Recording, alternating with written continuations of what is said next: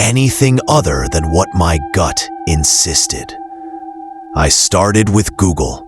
Typing the channel's string of numbers brought up nothing. No articles, no wikis, not even cached mentions.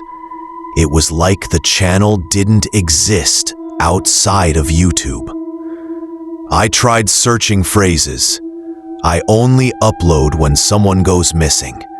Weird YouTube missing persons channel. Even digging into image search. For a while, nothing.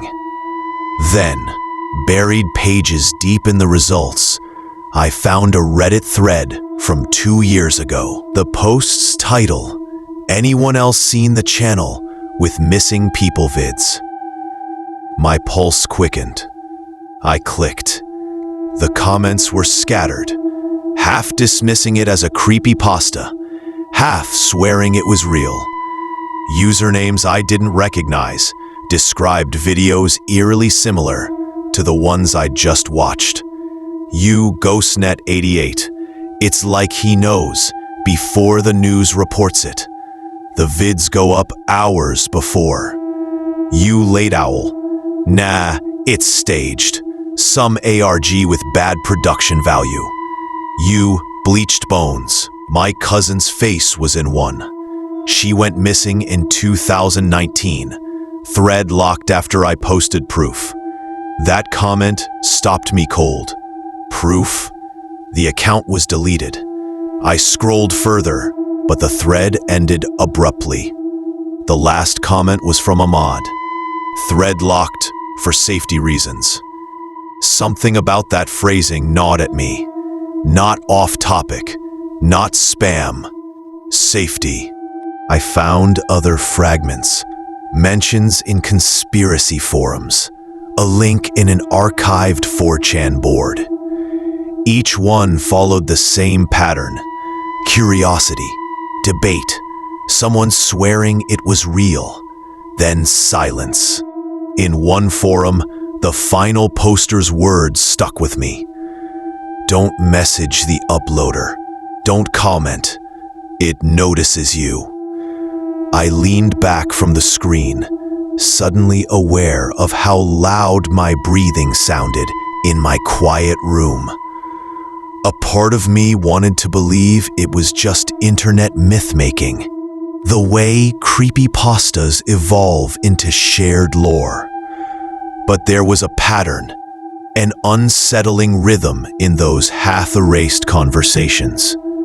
People would talk about the channel for a while, then vanish, threads dying without closure. And the missing cases? I pulled up old news reports, cross-referencing upload dates. They matched. Not perfectly, but close enough to feel intentional. Sometimes a video appeared the same night someone vanished. Other times, hours before, which left me with a question I didn't want to ask. Was the channel documenting disappearances or predicting them? The idea made my skin crawl. Predicting meant knowing, and knowing meant involvement. By the time dawn started bleeding through my curtains, I had dozens of tabs open, each one a dead end. Urban legend blogs called it the Watcher Channel. Others dismissed it as a hoax, but buried in all the noise was one chilling detail I couldn't ignore. The last thread ended suddenly, with the user going silent. I shut my laptop, but the words stayed burned in my mind. Silent, like the people in the videos, like the cousin from 2019. I told myself I'd stop.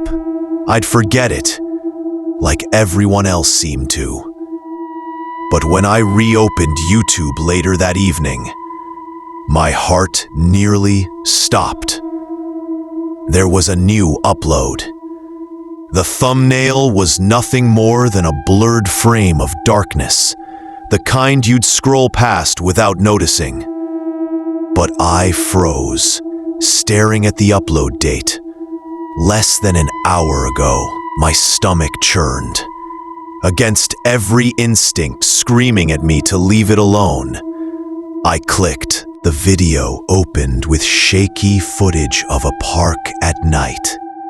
The camera hid behind trees, branches partially blocking the lens. For a few seconds, nothing happened. Just the distant hum of traffic and the occasional bark of a dog somewhere out of frame. Then, someone walked into view. At first, I thought it was another stranger. Just another random person doomed to vanish. But then the figure shifted beneath the dim glow of a streetlight, and my blood went cold. It was Daniel, my best friend. The camera caught him perfectly. His favorite hoodie with the frayed cuffs, the one he wore almost every day.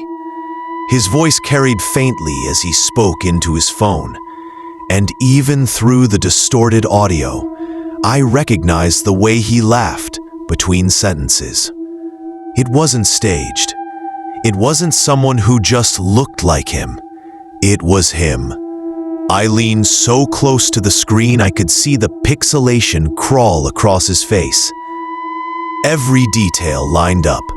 The small scar near his eyebrow, the way he shoved his hands into his hoodie pocket when it was cold, even the patterned sneakers he'd shown me just last week. The footage followed him as he crossed the park, unaware he was being recorded. My heart pounded with each step he took. Then, just like the others, the video cut abruptly. No ending, no resolution. Just Daniel, mid-stride, swallowed by blackness.